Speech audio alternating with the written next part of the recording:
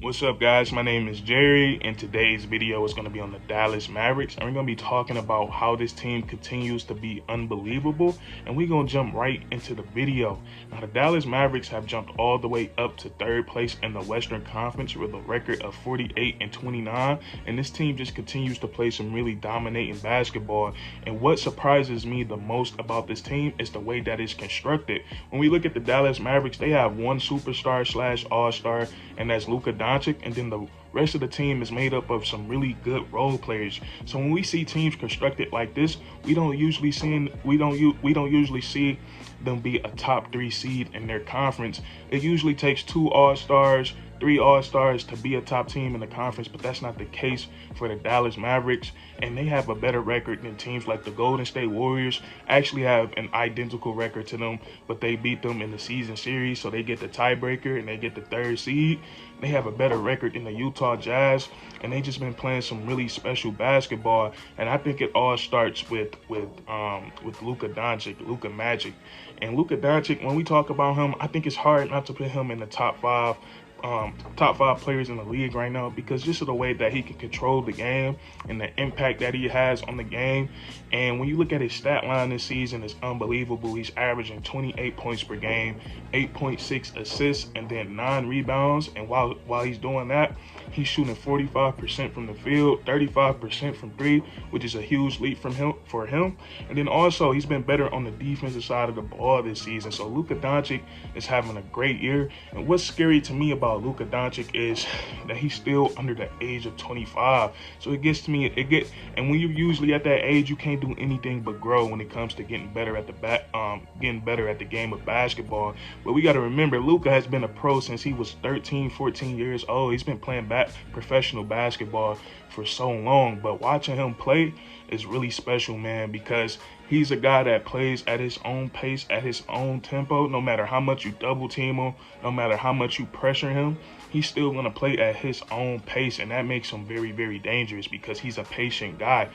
And watching him play out there, it's like he does all his moves in slow motion, but the way that they're so effective, it makes it look so quick, and he's just so smooth with it. And Luka Doncic has almost mastered every facet of the game. He can shoot the 3 ball, he can step back and hit the 3 ball, he can break you down with his dribble moves. And my favorite part about him is that he's not afraid to take anybody down to that post, especially if you're a smaller guard on him or a smaller defender.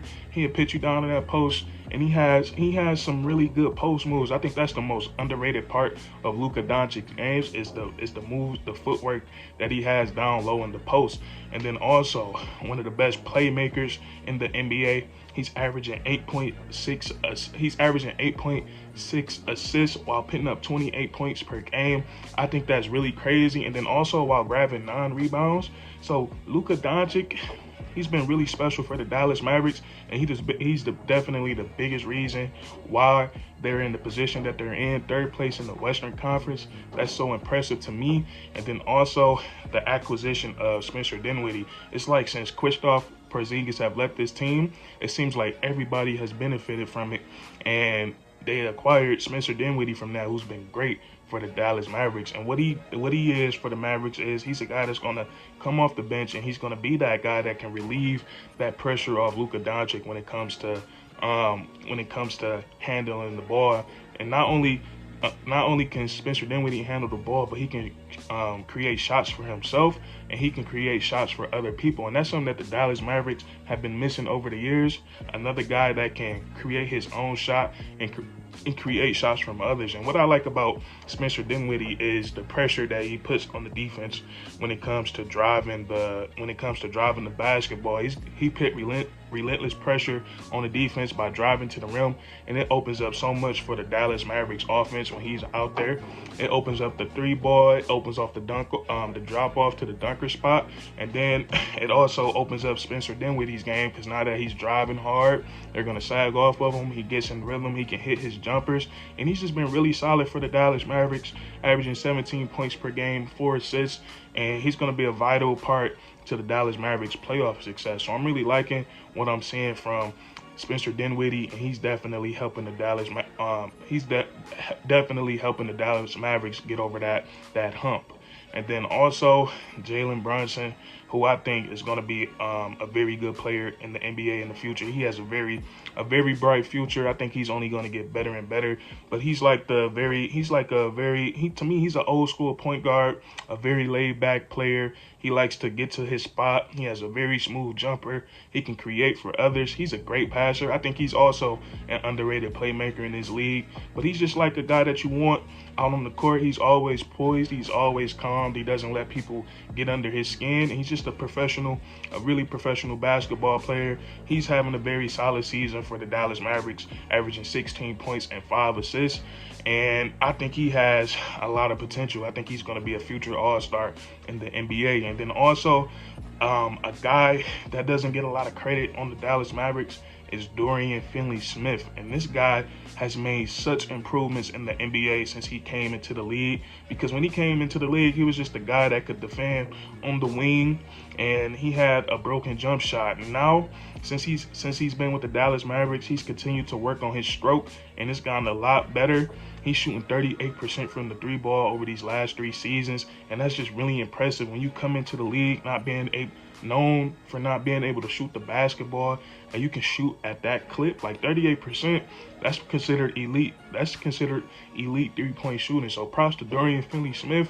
And then also, he's probably guarding the best player each and every night for the Dallas Mavericks, and he does a great job at it. That's why he got the contract that he got. And then also, he's a great rebounder, versatile defender. He can guard bigger players, he can guard smaller players, and he's just a very solid defender for the Dallas Mavericks. So you have that, and then I feel like the Dallas Mavericks also have some other solid role players on this team that plays hard every night. Kleber and Dwight Powell, even though they're undersized at the big man position, they still show up every night and they play really hard, and they dive for loose balls, they box out, they play hard, they play they have intentions of guarding you every play on the defensive side of the ball. They're gonna make you work for your buckets. And then you have Tim Hardaway and Reggie Bullock. Those guys are great 3-point shooters, and we haven't even seen Tim Hardaway Jr. recently, and I feel like he's a very important piece to this team because he's a guy that can get really hot from the 3-point line, and that's going to be really pivotal when it comes to playoff basketball. And not only that, but I feel like the most unbelievable thing about the Dallas Mavericks is the way that they've been able to play defense this year. And I think a big reason of that has been Jason Kidd. Jason Kidd has been great, and a lot of people don't know that Jason Kidd has slowed the game down for the Dallas Mavericks on the offensive side of the ball, and that helps them on defense. It helps them get set up quicker. It limits fast break points, but Jason Kidd's been on the record saying, like, we don't really have the fastest players in the NBA, so we're not going to try to play at everybody else's pace.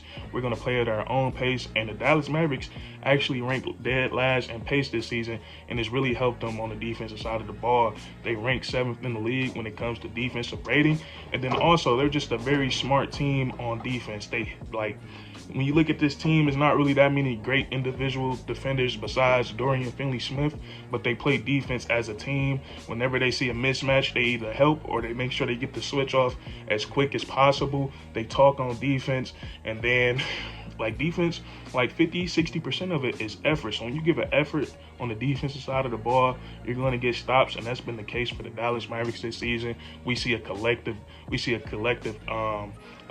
effort from this whole team, and it's been paying off. So the Dallas Mavericks, they're going to be a scary playoff team, especially because of Luka Doncic. I just don't understand how you can stop a guy like that. I don't see no weaknesses in his offensive game, and he's only going to get better. But that's going to be it for this video. If you enjoyed, leave a like, comment down below if you agree or disagree, and then subscribe for more weekly content. We do this all the time, man, and that's curtains.